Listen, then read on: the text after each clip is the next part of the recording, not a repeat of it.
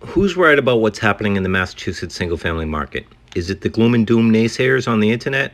Or perhaps it's a less vocal contingent who assert that we're still in the midst of a housing shortage, so we will experience a slight variation of the same old, and the same old being limited inventory, plenty of over-ask, and rising sale prices.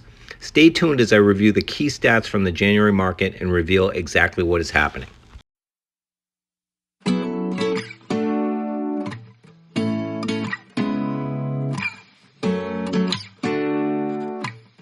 The first number we're going to look at is the for sale inventory. It increased from 1,975 single family homes available for sale on February 1, 2022 to 3,134 a year to the day later.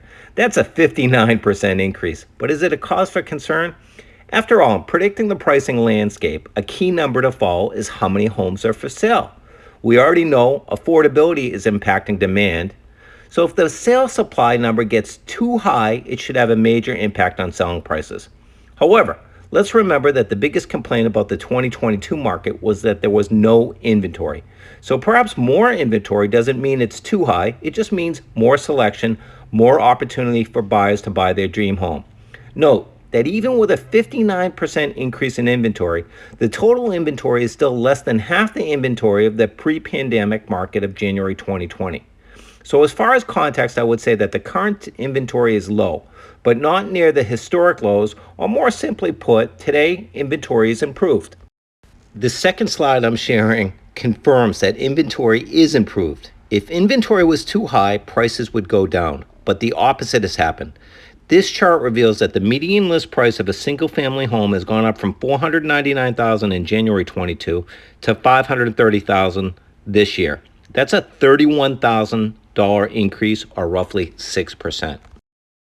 How did more selection and a 6% increase in the average list price impact consumer demand? Let's look at how many homes pended in January to determine that. In January 2023, about 6% fewer Massachusetts single-family homes found buyers than had in January 2022. That's a 6% slide, but in context, it's good news.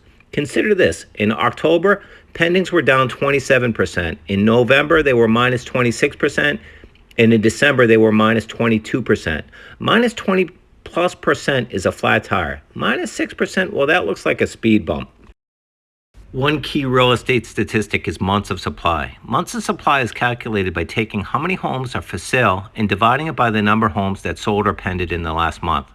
I prefer to use pended, as I believe pendings brings us closer to real-time market conditions than sold would. As a reminder, anything fewer than 3 months of supply is defined as a seller's market, where sellers hold the cards. So if we divide the number of homes that were available for sale on February 1 this year by how many homes pended this year, we'll get the months of supply. And that's 1.17 months of supply. 1.17. Simply put, that is an incredibly low months of supply. A year earlier on February 1, there was less than a 1 month supply of single family homes on the market.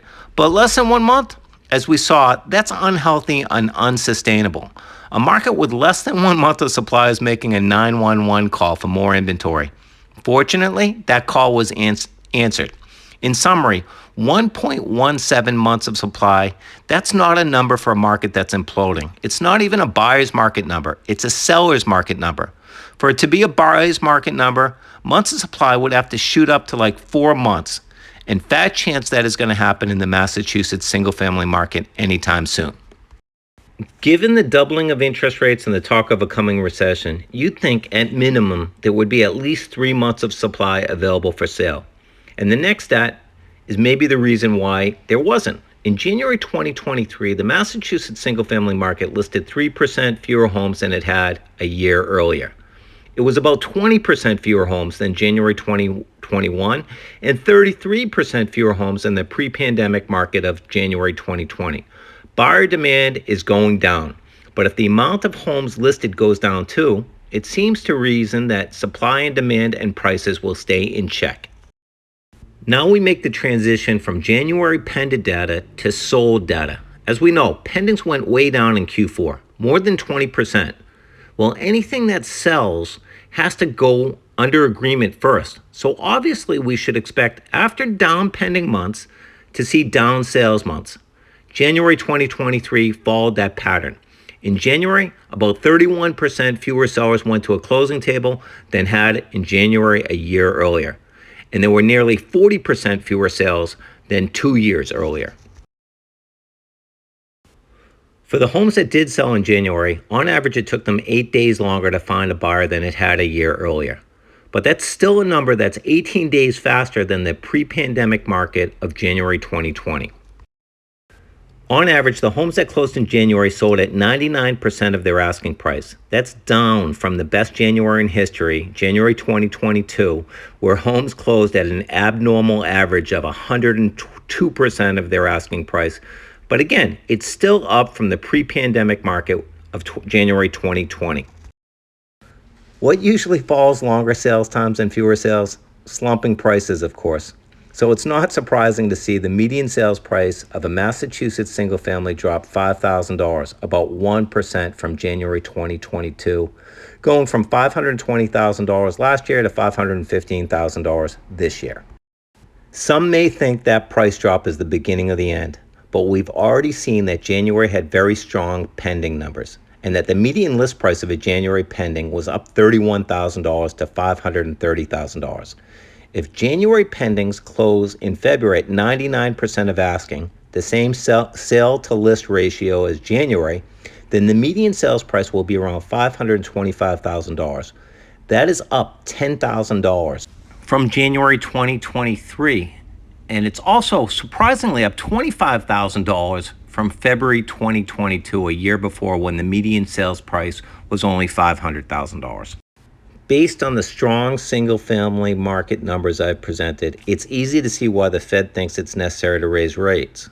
But if they do, in the first half of 2023, it may adversely impact the market, of course. In spring, better homes come to market, they look better, and more established demographics buy. As a result, the median sales price ticks up in spring. Last year, the median sales price ticked up from $500K in February to $625K in June. I don't know if we can do as steep a climb this year. It's a more treacherous route, but the under agreement numbers already look as if we're starting the ascent.